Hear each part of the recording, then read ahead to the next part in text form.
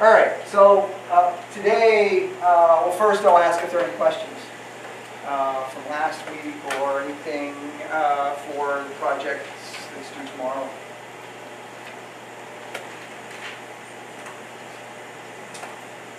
Okay, nothing. So, again, the rational project is about designing a good class for instantiating rational objects. All right, so again, you've got the rational H class and rational CPP class.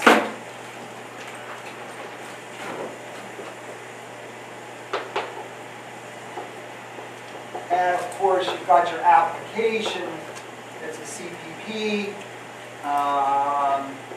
and remember you need to include each of these in each of the CPP files. You need to include your H file. All right. Fortunately, Visual Studio takes care of managing that for you. As long as you include these files in the project, you're good to go. I don't know how many of you might be using other C++ compilers or at a command line. So let me just briefly mention to you that so you would have rational app, CPP. Okay. So now if you have these two files, what you want to do is, if it's G++, for example, I don't know what your command line might be. It might be G++, it might be CLang.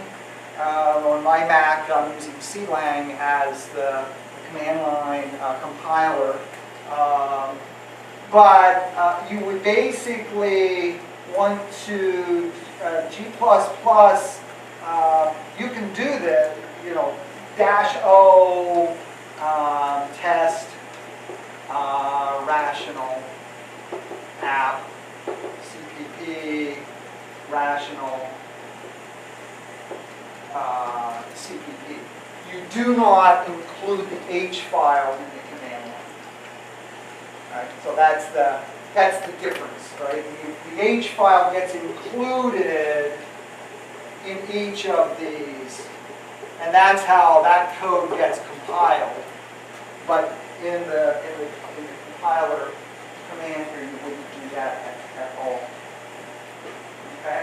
Now, a little bit about what's going on behind the scenes and something you might observe within Visual Studio when you drill down into the debug bin. I don't remember the file structure, but when you drill down to find your source files, you might find these O files. Right? So when I compile this, I am actually generating an output executable called test. Right? If I break down the steps that are going on behind the scene, you can also do this: G++-C rational app.cpp, which will generate a rational app.o file. So there's an O file that's created, which stands for an object code. It's the compiled code. It's the machine language code equivalent of your source. Right? So in Java, when you compile, you get a .class file which contains the bytecodes of Java. Okay? And then you never have to go through a process that we call linking. All right?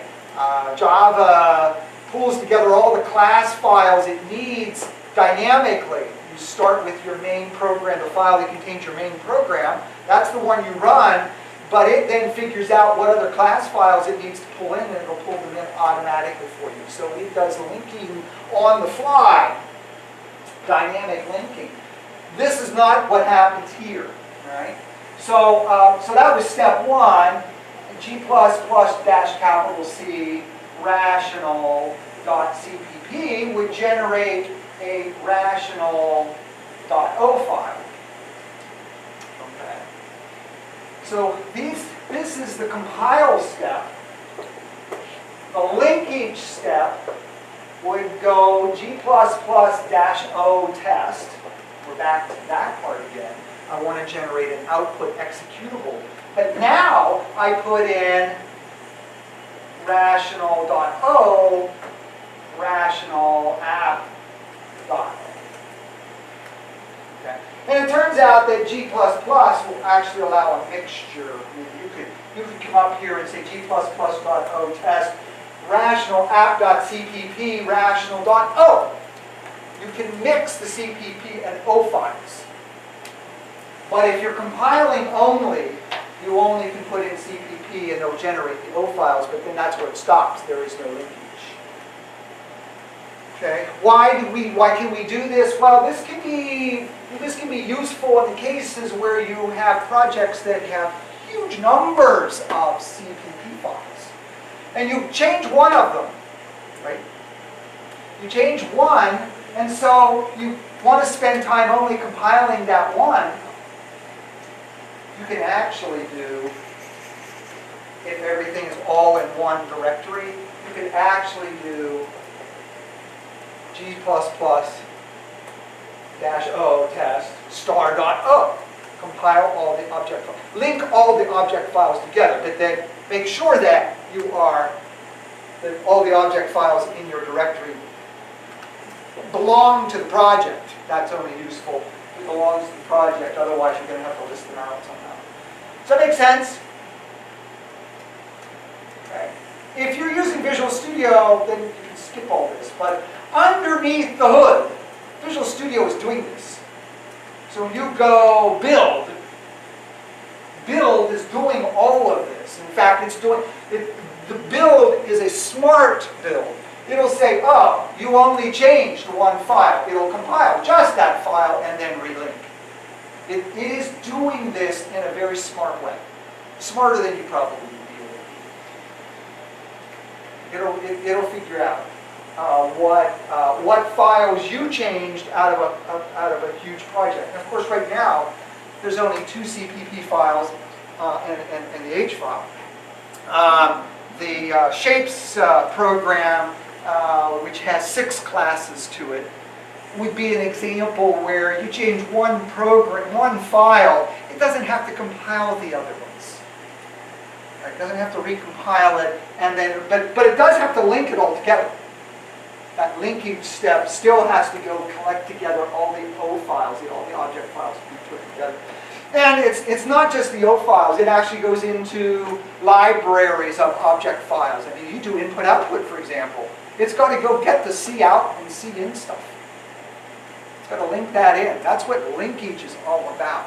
So you often get an error from the linker, right, if you misspell your main program, or you have 2 main programs. I mean, if you give 2 O files here that have mains, there'll be a conflict, and the linker will complain about that.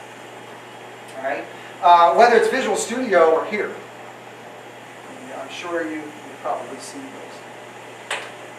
Okay.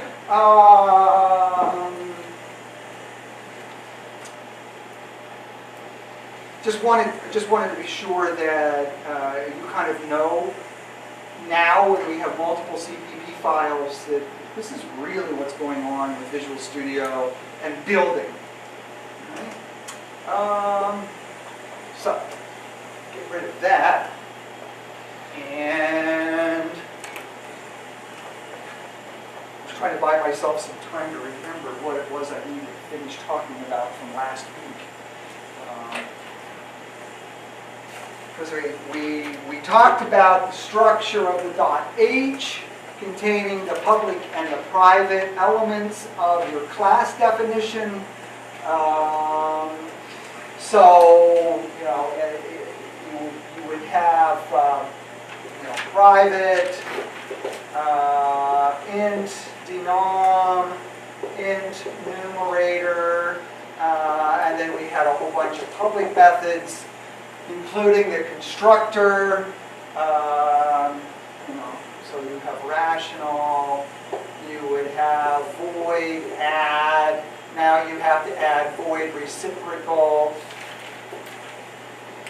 avoid negate, okay. And so that list goes on.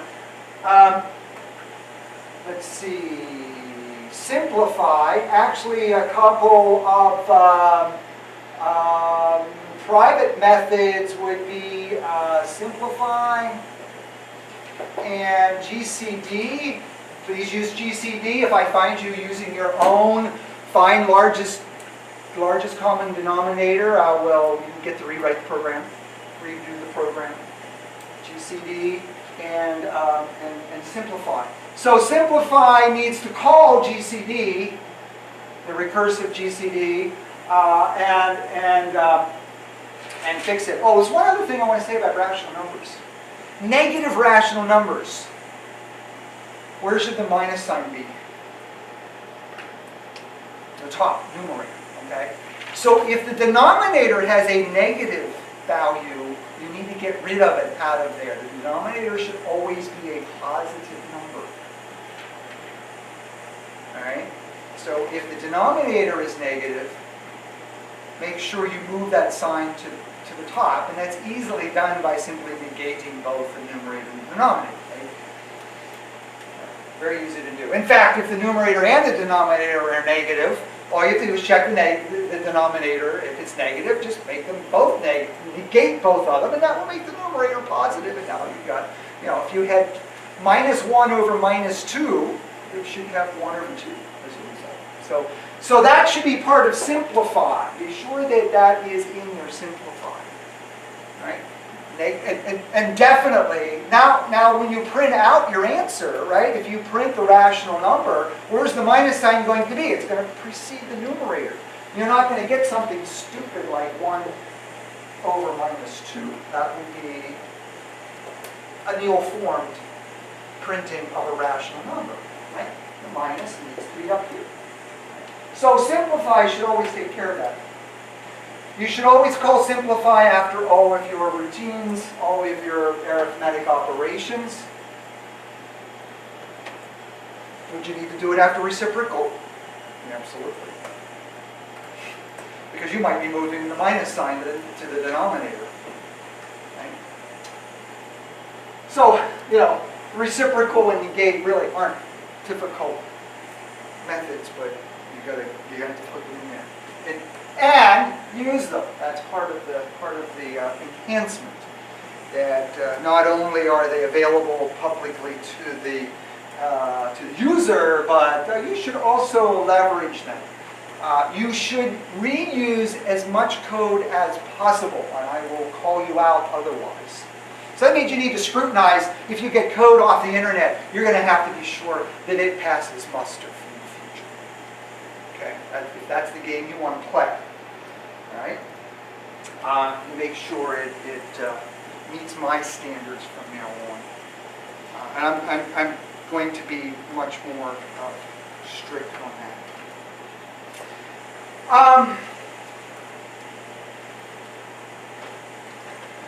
Let's see. We did talk about, I think, the add, so void, add takes a rational x, right? And we're going to call that, so we have rational A and B and C. In my description, I talk about why C needs to be there. So A and B are established, and at some point we say A add B. All right? And we've got denominator and numerator. Okay? So in the case of add, all right, the pattern to add two rational numbers, R over S plus T over U, is RU plus ST over SU. probably used different letters last time. Right? But that's the pattern that we need to compute. Okay? So the new numerator, okay, and if I say num, whose numerator am I talking about? If I say x dot num, whose numerator am I talking about? X dot num refers to whose numerator out of this guy right here? B. And then this numerator would be A's numerator. Right? Okay? So, and this is to mean, right, A equals A plus B. That is the functional meaning, semantics of this. Right? We're going to update A to be the sum of A and B. Or another way to say that would be A plus equals B. Now that's starting to look like, yeah, that makes sense, right? Using the plus equals version of that. Okay. So back to our calculation. R is num, U is times x's denominator, all right, plus S, which is denom, plus x times x's numerator, right? That calculates the new numerator, and then denominator is really the denominator times s, so you can say denom times x is denom. Right. And then, of course, you want to co-simplify. Takes care of any negatives that somehow would show up in either place, so you want to be sure that that's cared for.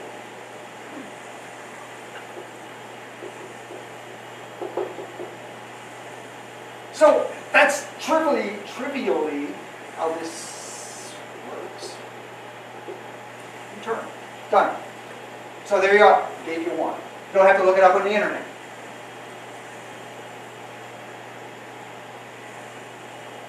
Sorry for the edge of sarcasm. It'll be humorous later when you watch the video.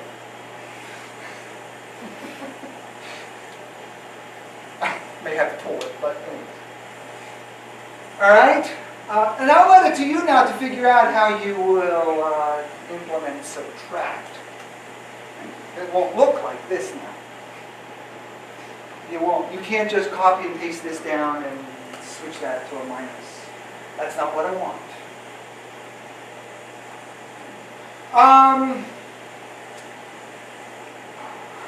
Trying to think. That's pretty much it. I think as far as filling out the rest of the methods of the class, that should be fairly straightforward. Maybe with the exception, there is one more public method I do want to just remind you. I think I did mention it last time. Is set values. Create a setter, call it whatever you want.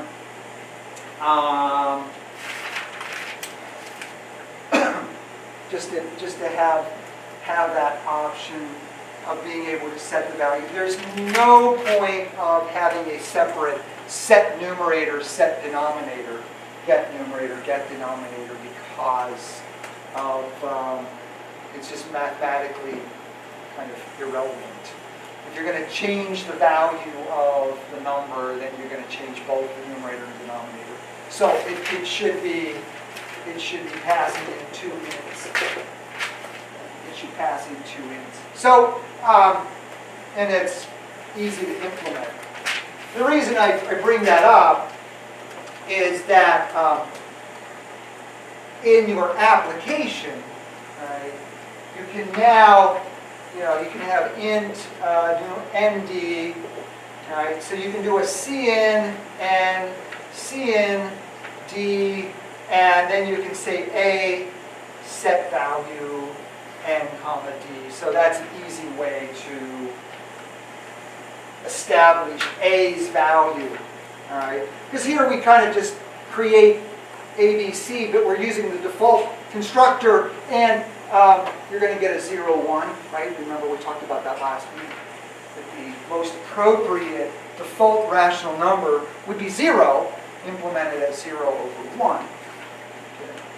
Okay. And then, so that can read in A, and then you would do C in and C in D, and then you can do B, set value n comma D, of course with appropriate prompts. And I would like you to take the same, I want to interactively enter numbers. So don't create a main program that hard codes your test. I want to test it myself. I want this to be in a loop. I don't know if you'll find out on the internet or not, but you'll have to do that. Okay. But I want to be able to put in two rational numbers, and I want to see the sum, the difference, the product, the quotient. Show me that the negative and the reciprocal works. Printing the results out using the print float and the print, whatever that's called, and the regular print. Okay. And so, of course, when you do this, when you say A add B, remember that you are destroying A. So you will want to make sure you save A. We'll save it in C. Nice mnemonic there, save it in C. Little humor there, just to counterbalance the sarcasm. All right. So after you add A and you A print whatever, okay, then you would want to restore A back to its original, and then subtract B from A, print A out again, blah, blah, blah, and then restore A once more before you multiply. So be sure that I'm seeing the sum, the difference, the product, and the quotient of the same pair of numbers. I don't want A to be the difference of A and B, and then I determine, or sorry, the sum of A and B, and then I turn around and subtract B back off, and then whatever the the sum and the difference is then multiplied by B, and then I turn around and divide by B, right? And that partial quantity. So reestablish it so I can put in two rational numbers. I won't this time make it break. I won't put in negative or zero denominators. You don't have to really worry about trapping for that. I won't calculate something that will divide by zero this time around. Okay. We'll save that for exception handling. So, any questions? I think that is probably everything I wish to discuss today. And the integer set problem, well, I've got to enhance it. So I'll decide what that's all about by next week, and maybe begin talking a little bit about the integer set project and what that will entail. It will be kind of a similar thing, so you get kind of two shots of defining a class. But the integer set class will have an array as part of the instance variable set. But as I said, I need to enhance it a little bit yet, so it won't be as it's currently posted. Okay?